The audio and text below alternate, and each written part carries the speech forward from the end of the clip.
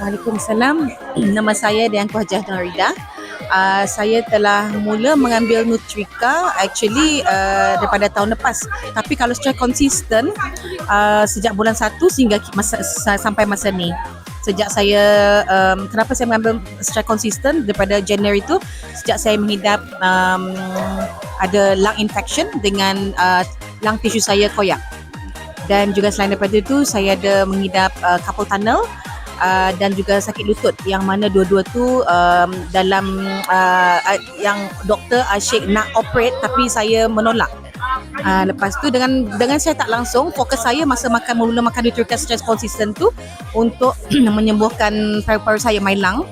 But then masa all the way tu selama beberapa bulan tu tak perasan yang lutut saya tak ada sakit. Saya dah boleh naik ke tingkat 2 rumah saya, dan carpal tunnel tangan saya pun tak ada kebas-kebas lagi, tak ada enam. Sebab yang mana sebelum ni tangan saya setiap malam tidur kena duduk dekat massage chair, dan sebab tak boleh tangan mesti jatuh, kalau tak akan ada numbness. So dan selain tu juga saya perasan bangun tidur tak ada lagi kebas-kebas tu, dan tak ada sakit-sakit, ngilu-ngilu tu pun dah tak ada lagi dah. Tu yang saya perasan. Berapa lama tu ambil? Rasa tak sampai 2 bulan kot kalau untuk tapi kalau satu je. Tapi kalau untuk saya punya lung tu, saya perasan batuk saya semua hilang. Sebab masa saya mula-mula saya balik umrah. Kisahnya saya balik umrah. Lepas tu suami bawa pergi emergency sebab saya ada masalah macam bagi saya macam agak kritikal. Sebab saya ada macam masalah pernafasan masa on the way balik saya daripada Oman hingga ke KLIA. So anak saya pada mula-mulanya sampai dekat KLIA, dia bawa saya pergi klinik di Avicenna. Lepas tu daripada Avicenna pun mensahkan saya ada lung infection, tapi saya takut kena admit. Saya cakap tak apa. Masa tu saya belum makan Nutrika secara konsisten lagi. So sampai ke Brunei, suami ajak terus bawa saya pergi emergency. Tu yang doktor pun confirmkan benda yang sama.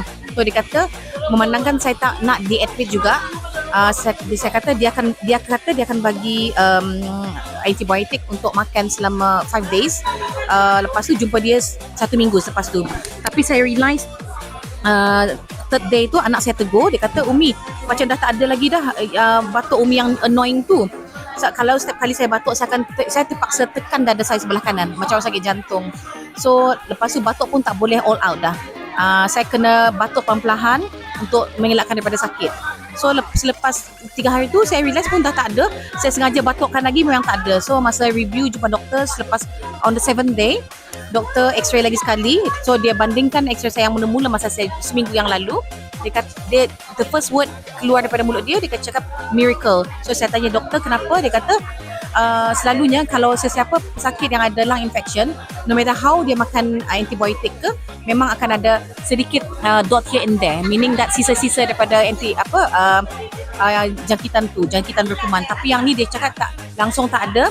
And saya punya tisu yang koyak tu pun memang macam tak ada happen. Alhamdulillah.